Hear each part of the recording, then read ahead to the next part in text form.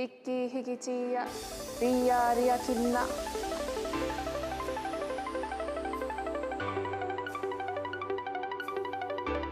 Hapa hapa inga, Rangatahi. Te hoku take take o tōku a wahatanga. Mauri tū, Mauri Tāngata, tihei Mauri ora.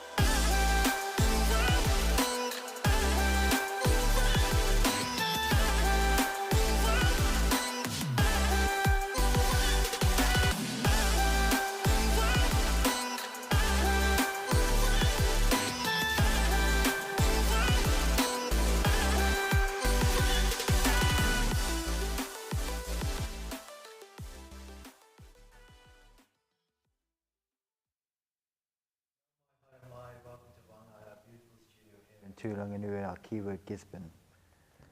My name is William Rindle, and with me today is Nathan Meehugger. How is it going for you today, Nathan? I'm doing great, thank you, William. How's your morning been so far? Oh, it's been fantastic, mate. Doing fine. Right. We've got a great show lined up for you all today. Coming up, we have a special live performance in the studio from our local Rāngai musician Keira Coogan. We connect with Lego Master Jono Samson to discuss his experiences on the show. Nice one. District Councillor Hughes joins us to discuss his retirement from the local government council. And we chat to local Campion College students, Sophia and Lien, to discuss the upcoming 48-hour film competition. So let's get on with the show. For our first segment, we are joined by local musician Keira Coogan. Welcome, Keira. Could you please introduce yourself? Hi everyone, I'm Keira. I'm 17, I go to Girls High, and I'm a writer and a performer.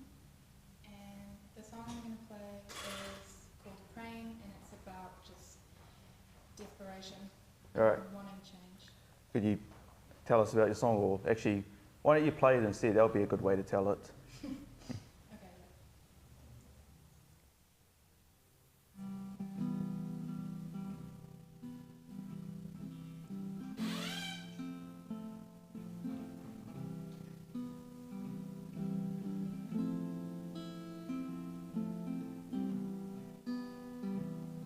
I've been redefining and changing my mind on the simple things, and I'm starting to think good and bad don't exist, it's all in between. How do you know what is logical and what is just something people say? I guess you call it when teeth begin rotting and falling away. Lately I'm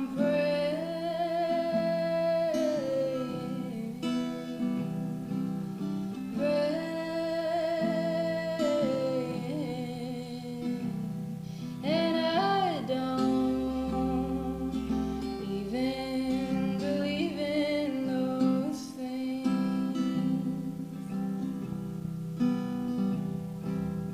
Love makes you selfish. Do you think that I am? I'll never forget this. Not that it's come to this.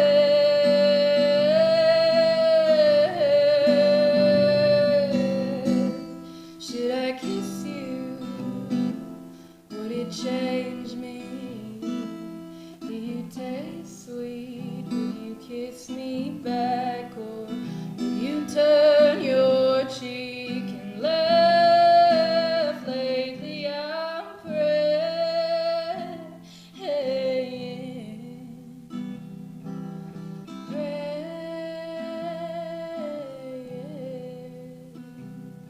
and I don't even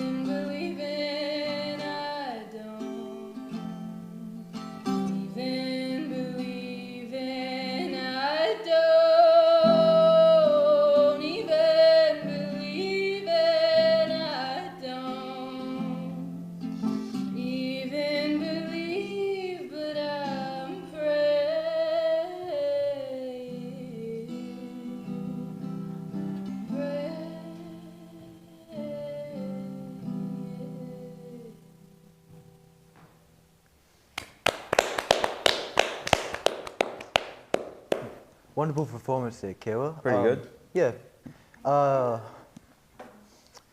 Was that the, correct me if I'm wrong, but wasn't that the same song that you played at the Gizzy Local? Yeah, I did play it. Yeah, Yeah. Yeah, I remember it somewhere. I thought it sounded familiar. Okay, cool. Actually, I want to know, did you do any other songs here? What are the other ones you did? I did a lot. Some of my favorite. That's my favorite at the moment. Yeah. And my other favorites that I did are called "Waste a Pretty Girl" and "Mother About Me." Okay. Yeah. So before I start like all the questions, can I first ask just how you're doing today? You know, anything going on? I'm pretty good today. Okay. I had a good morning. I drove me and my mum to town because I am practicing driving for my restricted on Monday. Oh. I need to do that a bit more, driving. Yeah. Yeah. And then I'm going to see my girlfriend later today, so good Oh day. yeah. Oh, well, that's pretty cool. Yeah. So some of the questions just. So how long have you been playing and writing music for? And just. A very long time, probably just since I was able to really, like since I was a kid, for sure. Yeah. My family is very musical, so I've always just like, it's always been accessible to me. So you've been inspired by that. So. Is it kind of like in the family? Yeah. Music? Yeah, well my dad's a music teacher and his whole side of the family is very like musical and performance oriented. So. Yeah, my Right. family's kind of art orientated. Yeah. So he was the one that I'm only guessing here. Correct me if I'm wrong, but he was the one that inspired you to pick up the guitar. Yeah, pretty much. Okay. I mean, I wouldn't have without him being a musician, so. Oh yeah, cool. Was it was it like challenges when you started or like? Well, I started playing piano before I got into guitar, Okay. and then I went to guitar from ukulele, so I kind of built up.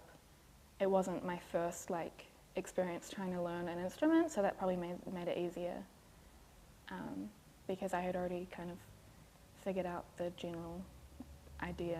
You got the gist beforehand. of it, basically. Yeah. Yeah, not your first rodeo. Yeah. Yeah.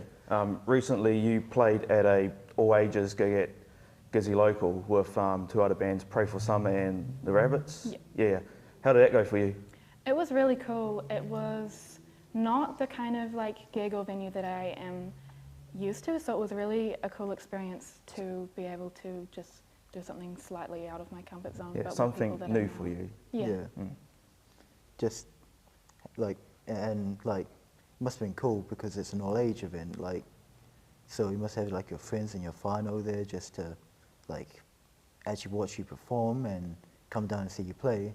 Just is there like something new for you, or is that just like a breath of fresh air?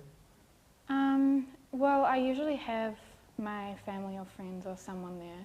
Okay. But it was very good because younger people are my kind of demographic, so Right. it's good to, be known to them as well. I actually kind of saw that on your website, Girls' Brains. Yeah. Yeah. By the way, it was and no offense when I say this, it was kind of a hassle just trying to find your website. Yeah, it was very hard to get it going for quite a while. Yeah, I first went onto your Instagram and I saw your website there, so I click on it, but the link is a broken link. It just doesn't lead to the website. Yeah, I had to do a lot of figuring out how to like make it actually work. So for the audience, can you just tell us like about the website itself, or if that's okay? Well, it's just meant to be like kind of an information hub, I guess, so Right. that I can have all of the things that I do in one place. Because I do poetry as well. I have a zine that I made. And just like links to YouTube and Spotify and all of those things. Right. Just so that people can find me. Yeah. Yeah. So on the About Me page on your website, it says that you write sad songs to save lives and to say things others can't. Can you just expand on that for us? Well, I generally, growing up, I mean, everyone does, but I felt very different. I was very different.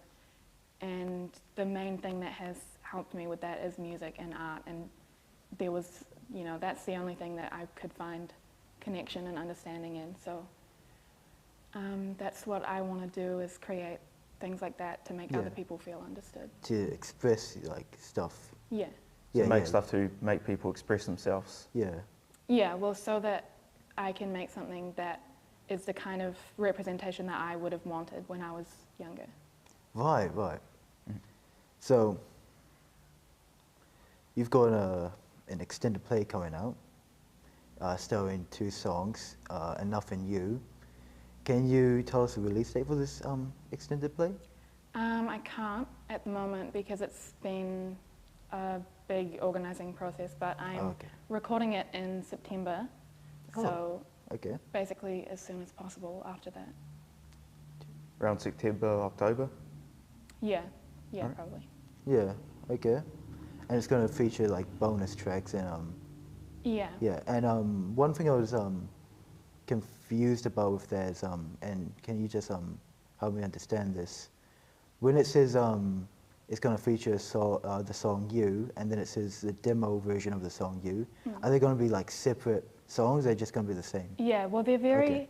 The one that I sent in was very, very different. Okay. And then when I recorded it with Joel, it's like a lot more poppy, a lot more upbeat. But yeah, I mean, I just want to have both out because it's just. If you mind me asking, who's Joel, if I got that name right? Oh, he's the guy who does all of the Play It Strange recordings for Girls High. So he's the one who helped me record it, and he's the one who's going to be doing it with me in September as well. Okay, that's cool.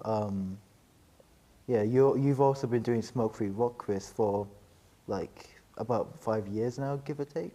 Ever since 7. 7, okay, Yeah. sorry about that. Was it scary the first time doing that? Were you like anxious to like, get on stage? Yeah, definitely. Yeah.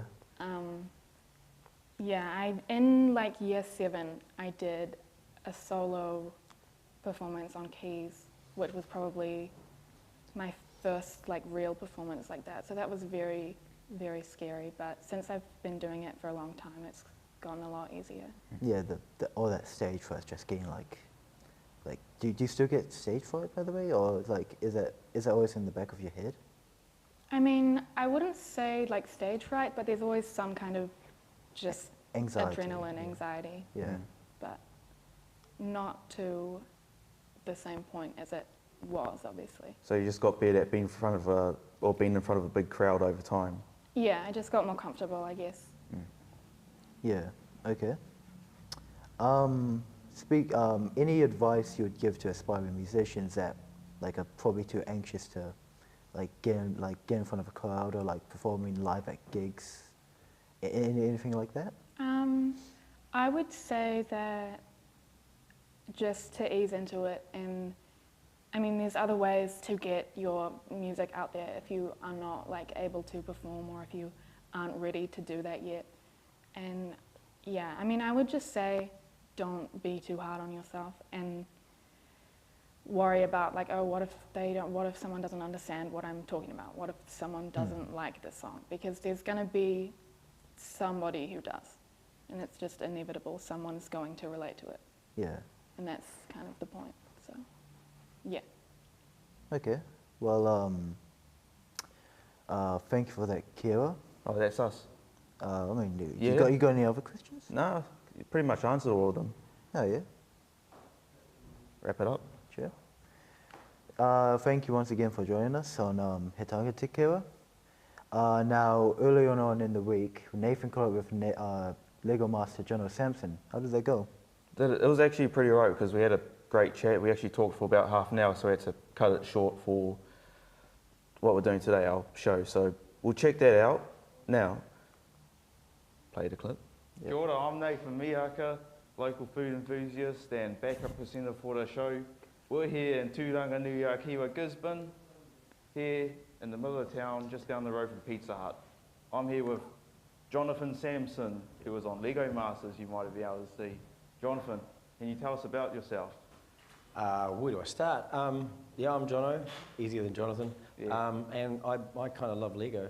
I'm a huge fan of Lego, an adult fan of Lego, which is an AFOL. Yeah, well, I can tell you got lots of Lego. Sure do. I'm born and bred local Gizzy. Same. I was born in the hospital down here, out of Lytton. Went to school here, went to Mangapapa School, Gisborne Intermediate, went to Lytton High School. Oh, I like Lien. And then I studied here at the Polytech for a year, did computers. Then I moved to Wellington for about 6 years doing computers and stuff. While I was in Wellington, I appeared in a few TV shows in the background as one of those extras. Was on Lord of the Rings as an extra. Ended up getting into body art, body painting art. Met a couple of people in the body art studio. Did a bit of stand-up comedy. And then got bored of IT and ended up going to film school in Auckland, 2004. And that was really cool, South Seas. Loved that school. Yeah. After that, I was on a reality TV show called The Player. Please don't look it up, it's terrible. Tell us about it. No, I don't want to talk about it. No, when I signed up for it was going to be called The Bachelor Pad. Like, my agent came to me at the time and said, oh, there's a thing called The Bachelor Pad. And I was like, oh yeah, that sounds all right, we'll do that. Get there on the day and they've got this giant ice sculpture and it says The Player, right? And they got these, they had us walking around in, I think it was a G-string and, what do you call it? Like an apron, like white apron, and it had The Player embossed on the front. So the day before we turn up on show, it's The Bachelor Pad, and yet they've managed to have all this gear and this ice sculpture carved, and it's called The Player. It was tacky as. Anyway, let's not talk about it anymore. Yeah, I started my first company. It was Pahutakawa Films. Yeah. First rule of starting a company, don't have a name that nobody can spell, Yeah. because they can't find your website. I made a few music videos. I did some cultural events. I videoed 4x4 quad things. I did lots of film stuff. So kind of like a freelancer. Pretty much, yeah. And then I ended up becoming a bartender. What's that like? Not very fun. Just Yeah, too much access to booze, Just serve drinks, Yeah. talk to people. And so after 4 years in Auckland, I kind of got a bit burnt out, and it wasn't really my city. So I came back to Gisborne. Ended up working for the radio station, selling advertising, started my own business. Again, I bought Rainbow Fast Foods, had that for a year until the financial crisis hit. Back in 2008. Yeah. Got married, had a couple of kids, 3 kids. And yeah, I was diagnosed ADHD 5 years ago, which is kind of a real turning point in my life. It was like getting the instruction manual for my brain. Ended up going back down to Wellington for a little while after my marriage split up and became a bus driver. But also managed to get onto Avatar 2 as a background artist. Then or now? Avatar 2 was filmed June 2019, I think. Can't remember. Somewhere along then. And then did some more stand-up comedy because I really love it. And yeah, then I came back to Gisborne for COVID. It was my son's birthday, like 3 days before COVID, and I was back in Gisborne, and COVID hit, and so ended up staying. And then the end of 2020, I got diagnosed with lymphoma, which was fun, 6 months of chemo. And during that time, I came up with my business. Well, I really formulated my business plan, my business idea. Grab life by the bricks. And then after all that, I worked here actually at Rāngai with the guys for a little while I was going through a bit of chemo, and then I saw an advert on Facebook for Lego Masters, and so I've been working on this Lego idea for the last 4 years since I got my diagnosis. Yeah. And that's the part I'll get into soon. Yeah. And then ended up on Lego Masters, and then that was July, August. I think it came up on Facebook. By September, we were auditioning. Yeah. First thing we do is hit here, I'm interested, this is my buddy. This is a little bit about me, and here's a couple of pictures of things that I've made in the past. Yeah, and I think we actually have some clips of Lego Masters. Cool. Yeah, that our wonderful manager edited for us. I recognise those guys. That I may or may not have made. No. Let's roll it. Bridge on these structures, and not just any bridge, a bungee bridge. We also want you to build a beautiful bridge and tell an amazing story. This was a cool challenge. Be creative, This use was lots the of bridge color. one, eh? This is your bridge. I like bridges. Make it strong, make it beautiful. Can't wait to see what I'm you're wearing gonna that same T-shirt today. Look at that. Building a train and a train bridge. And that's the So on the Jono's WA165, family, which you may have seen his from dad and down here granddad at worked the. on restoring this train, and Jono's at the train station. It's Yeah. going to be amazing. I've been on it a Jono few and Dan, times. you are our winners. And that's us winning our very first challenge. That was epic. That was Devastating. Oh, I knew it was going to happen. Yeah. Look at it explode. You jinxed it when you said it's still standing. Yeah, I know. And then boom. See, the thing is, they've done these bridge challenges all over the planet with Lego Masters already. Yeah. And I think the last one in the States, they ended up having 1,000 pounds, which is 500 kilos on it, before it actually broke. And so what they wanted to do was something different. Yeah. And with a bungee, it's not a static weight. It's almost 5 times the actual weight. So when you see 20 kilos, it's actually 100 kilos. And it'll send vibrations throughout the bridge. Yeah, and as each one went down, it was slightly fracturing so the bricks were coming apart slowly. Yeah. And so it was degradation over time, and it was designed to break. Yeah. And like I said, the wobbles would have shook the bridge up. Absolutely. From Yeah. my experience playing bloody bridge building games on the iPad. No, that was cool. It was a Yeah. really Dan didn't really want a bridge challenge. He wasn't really that keen on a bridge challenge. He wasn't looking forward to that at all. Yeah. And that one was really really cool. And I just had the idea straight away. It's like, well, if we've got a bridge, I'll build a train. Because when my dad passed away when I was 19, he originally wanted to have his ashes thrown over a particular viaduct down the ways, up down the coast. Because he used to drive trains from here to Whitehall, here to Napier and back. Good strange, back when we had trains. Yeah. But unfortunately, if we threw his ashes over the viaduct, we wouldn't give him a headstone, because that was the trade-off at the time. Yeah. And so he decided in the end that he'd get a headstone. So this is kind of my tribute to throwing his ashes off the bridge. I threw his train off the bridge instead, because Dad and I shouldn't be laughing, but it's funny. Yeah. It's all good. My dad and my grandfather and the guys at the Gisborne City Vintage Rail down here. Well, that I don't know if you remember, if you're not remember, but that used to be a playground thing outside the Olympic pools back in the day. So that thing was a rusted old train thing that kids used to climb on. Oh. And so my dad and my grandfather and a bunch of the guys there all got together, and they picked it up off the side of the road, and they took it down to M.E. Jukes and Sons originally, and pulled it to bits, restored all the parts, and put it all back together. Yeah, and now it's a bit of a tourist attraction. It totally is. And my father never saw it completed, but my grandfather was the only guy in Gisborne that was able to drive it, because he was also a train driver. Yeah. And so he passed away early last year. And so this was a fitting tribute to the both of them, because they were huge influences in my life. Yeah. Obviously, and they both love trains, and I grew up around this thing. I remember running around causing havoc as a wee fella while these guys were all busy working on a Saturday morning. Yeah. But no, it was good fun. Yeah. A lot of good fun. And we also have another clip. Yeah, of Lego Masters. Hey, I'm wearing that shirt too. Yeah, same one on there. Our internet usually ain't this You bad. will design and build a work of art that is worthy of sitting in a national gallery. Like Oh, and you did the sorting challenge was cool. Yeah. We want that was kind of fun. You finished first, didn't you? Well, we're used to sorting.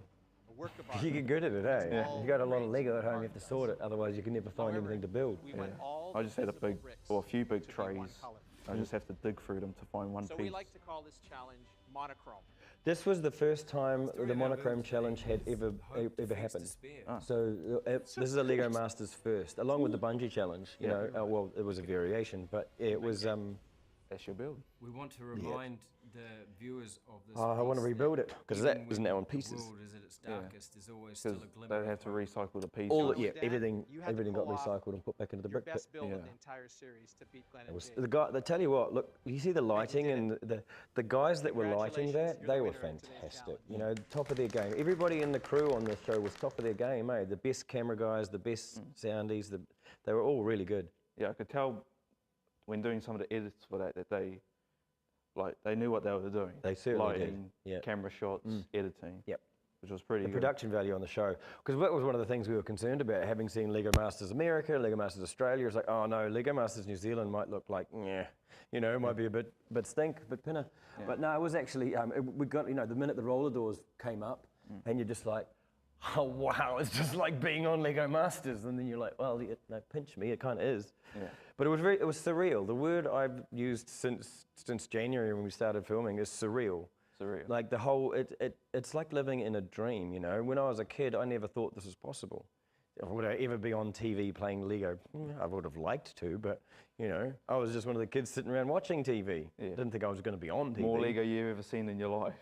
Wow, I missed that brick pit, I tell you. Have one at home. I have, but it's not. I don't have quite as many bricks. Yeah. Or mini brick pit. I think. The last count I did, I think I've got over 100,000 elements. Then the brick pit, they had like 2.5 million. So, you know, they've got a fair few more than I do. Yeah. Great interview there, Nathan. Yeah, it was alright. We have to cut it short for the show, as I said before. So make sure you tune into future episodes where you can see the rest of my ventures with Jono, where he discusses his business ventures with Grab Life by the Bricks and his time being at the Christchurch Brick Show, being a celebrity there. Moving on to our next guest, live with us in the studio is Gisborne District Councillor Isaac Hughes. Kia ora, Isaac. Tēnā kōrua. Yeah, welcome Kia ora. to He Tāngata. Thank you. It's great to be here. Right. Thank you for being with us here today. You are a councillor on the GDC, and of course, correct me if I'm wrong, also an accountant and a rugby referee. Yes, yeah, got a bit of everything going on. A man of many talents, right? Oh, just do everything average. So jack of all trades, master of none. Yeah, exactly. Okay. Well, just how are you today? I'm good. Yeah, it's good to be here at Rāngai and see everything all completed and the show pumping. Yeah. Before you were elected on the GDC, what did you do for a living? Like, what did you do every day? So I was actually an auditor at BDO. An auditor? Financial accounting, okay. making sure everyone's accounts were in order and looked all nice. So it's a bit of a boring job, some interesting parts to it. Yeah. And then my initial plan was to go overseas and travel. Yeah. And then COVID hit, so I thought, well, I need to change my plans, and that's when the by-election popped up for council, and I thought, well, 2 years I'll commit to Gisborne. You were elected at 27. Correct. Yeah. So that made you the youngest councillor at the time, or still am. Yeah, still. No one's grown younger than me yet. So. Yeah. So was that hard for you anyway? Any difficulties from like then to now? Yeah. I was initially I was lucky that the other councillors were very supportive of me, but it is definitely hard. You feel a little bit whakamā, speaking up as a young person, and kind of, are you going to be taken seriously? But I was lucky. I eased my way into it, and then. So when I first started, I kind of just copied everything Shannon Dowsing said for the first couple of weeks, and then by the last couple of weeks, he's been copying everything I've said. So I think I've gone full circle. So you're just going back and forth between you two? Yeah. So, and now you're leaving, yes? Yes, so my final day will be 10th of October. Yeah, any reason in particular? Family, or was it just not for you? Oh no, I mean it was for me, I did enjoy it, and I'm really glad I did it, but my goal has always been to travel while I'm still young, before I turn 30, so I turn 30 next year, so I want to go overseas for a couple of years and do some work overseas. Anywhere in particular? Might start off with the Philippines, so I just got back from a trip to the Philippines and travel around Southeast Asia, and then I'm also hoping to go to America and Canada at some stage. America? Yeah. Burgerland. Yeah, exactly. Well, I don't need it, but...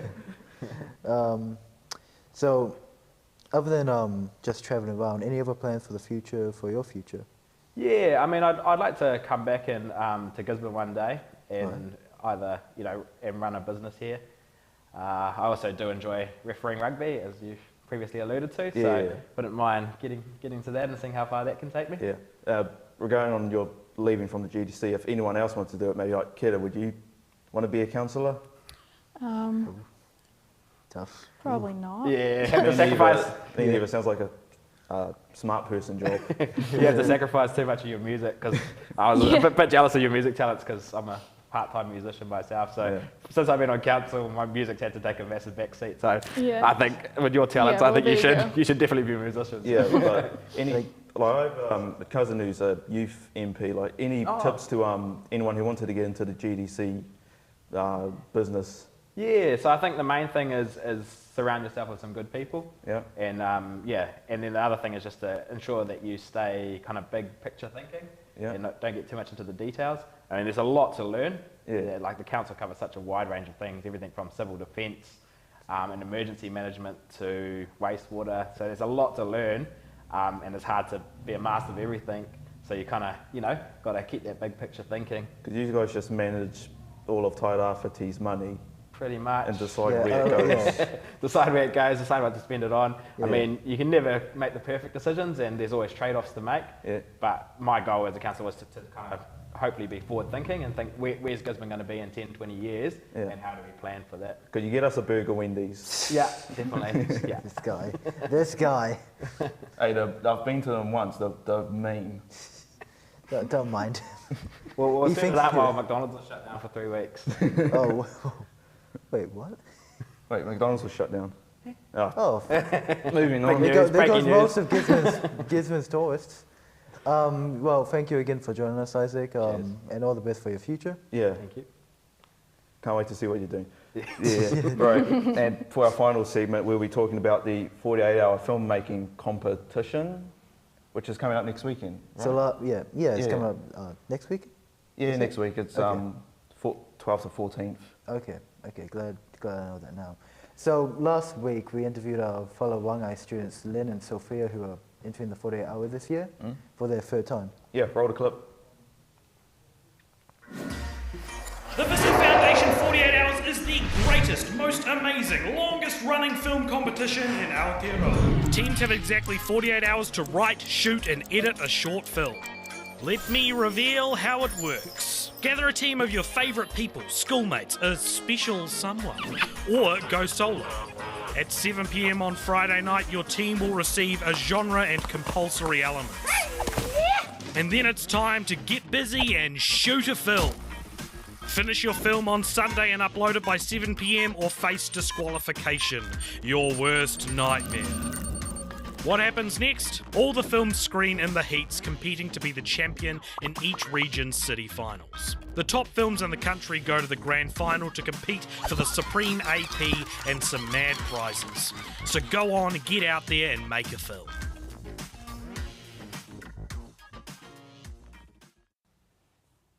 Kia ora, my name is William Rindle. I'm Nathan Miaka. Welcome to He Tāngata here in Ranganuiakiwa, Gisborne.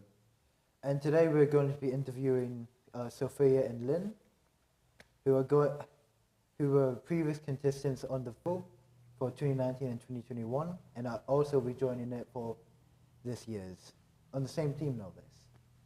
So Sophia and Lien, can you please introduce yourselves? So I'm Lien. I'm Sophia. We're both 14 and we go to Campion. And that's actually how we got into the 48-hour film festival in 2019. Mm-hmm. Our drama teacher, Joel Sparks, if you're watching this, thank you. Yeah. And so he kind of introduced us to the competition and kind of like encouraged us to do it, and we did, and it was lots of fun.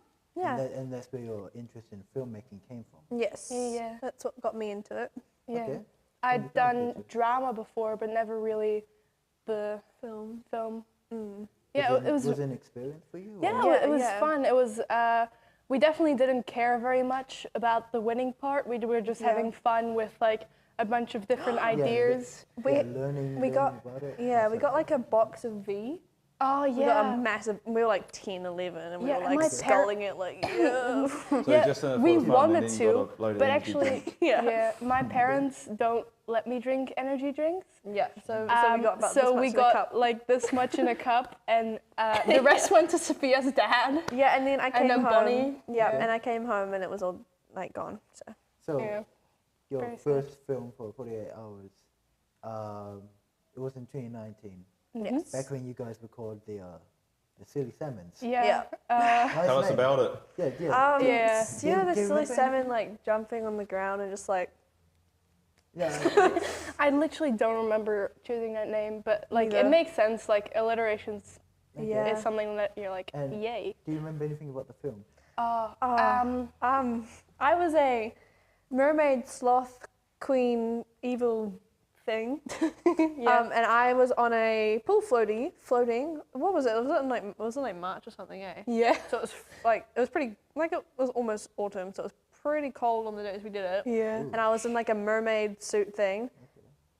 I think I was just wearing like normal togs, and it looked really weird. Just floating like really slowly across the pool, just like on a pool floating. Yeah. That was quite funny. And then my sloth onesie.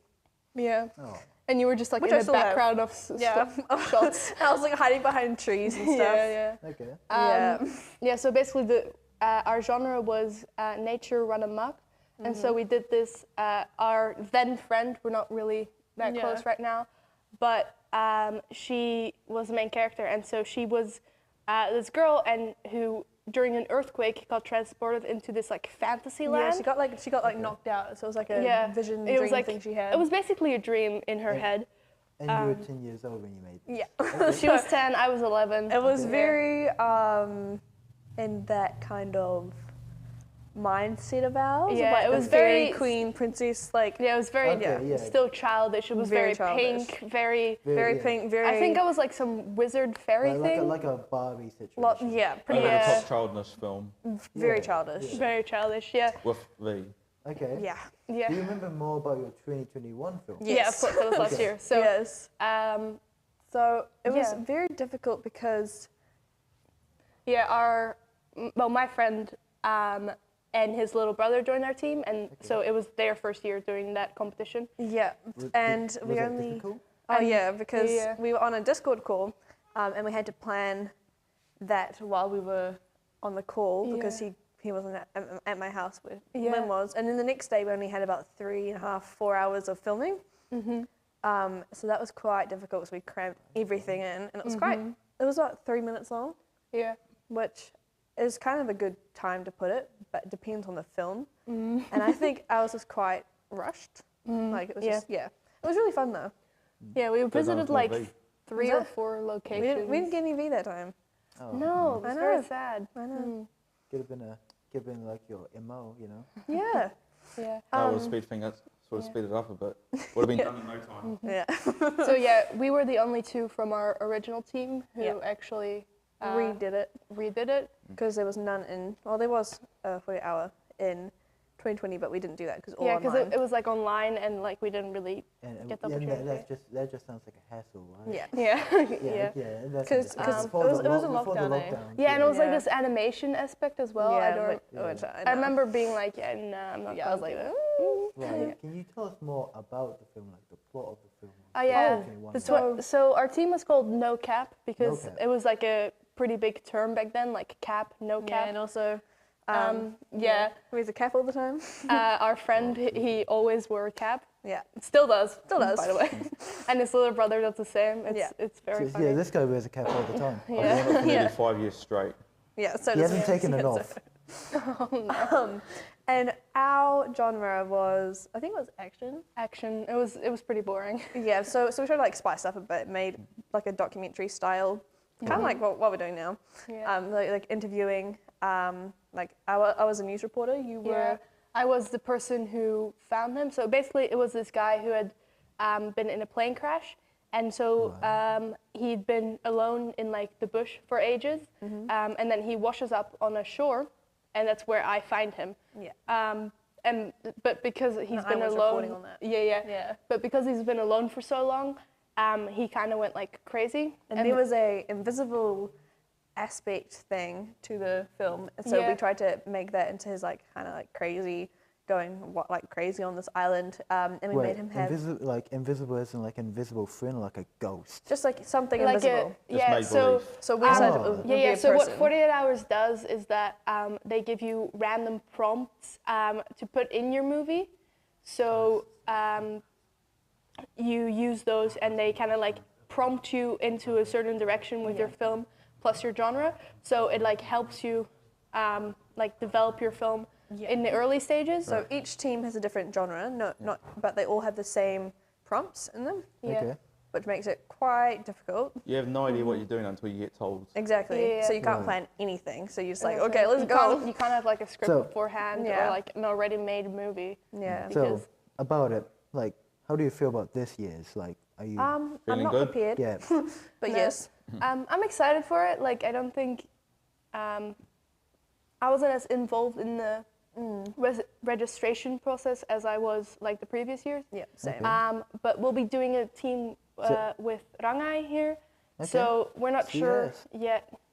yet which team we're going to be on, but we're going to see. It's going to be very fun. It's going to be definitely a more professional environment with like all the better equipment and studio. like in the studio. Yeah, we have the Instead of my like bush next to my house. yeah, except like the tiny parks and like swimming pool in the back. You got a green screen. Oh yeah, true. Yeah. And also because we have so many like a better age range, so like all these people have like different connections, so we're gonna be able to do more with locations, I think. Yeah, it means we can do different stuff around different age groups. Yeah. Yeah. More mature Is stuff. is there anything you worry about it? Like this year's? Anything you're concerned, anything? I don't, all other years I've known everyone I'm doing with it really well. Yeah, and now like I know everyone here, but then I'm not like super close. So it'll be an interesting experience. Yeah. Yeah. And also, you know, the previous years we've done it with like close friends. Yeah. And now we're more with like professional. Like co-worker. It feels more like co-workers than very close friends. Yeah. With the exception of obviously Tāngata, who is just amazing. It seems more professional, like very more professional. Okay. Which will be interesting. It's going to be a different dynamic than the previous years, but I'm looking forward to it. Same. Yes, it's going to be like that first, like 2019, right? Or yeah, it's going to be kind of thrown into like the deep end, and anyway, we've run out of time for this interview. I'm so glad both of you can come on today. Me and Nathan really appreciate it, as well as Pretty mean. Yeah. So thank you for coming again, and see you at 48 hours. see you at 48 hours. Yeah. Watch the films, please. Yep. Thank you for watching. Thank you. Thank you for watching. What do you say? Yeah. Okay.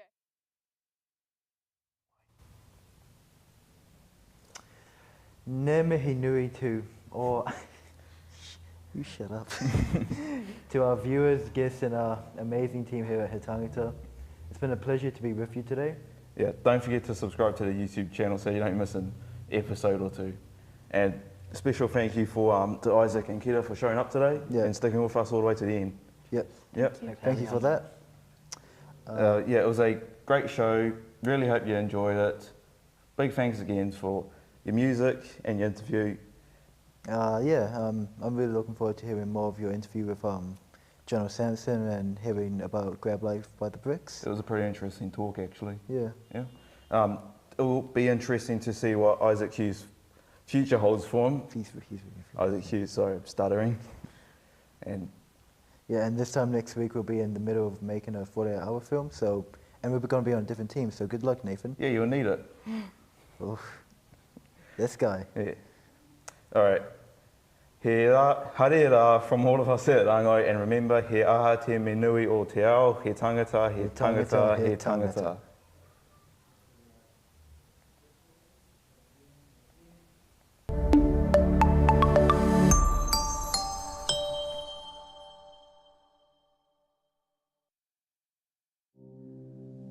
Tukuna te wairua kia rere ki ngā taumata, kia arahi i a mātou mahi. Me tā mātou whai i ngā tikanga a rātou mā.